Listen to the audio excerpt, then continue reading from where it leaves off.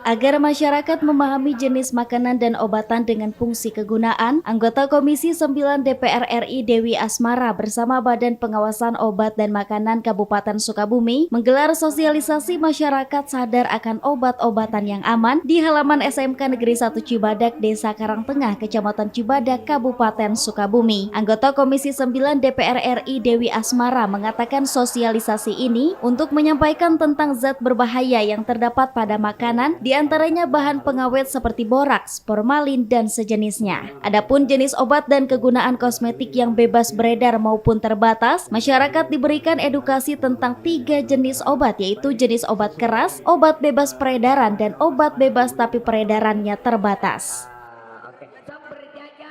Ya kalau penguasaan makanan, ya kan kita sampaikan apa-apa saja zat-zat berbahaya yang mungkin bisa ada di dalam makanan seperti borak, kemudian formalin dan lain-lain, kira-kira seperti itu ya. Jadi seperti itu juga kosmetik yang aman maupun obat-obatan yang aman, masyarakat kita edukasi.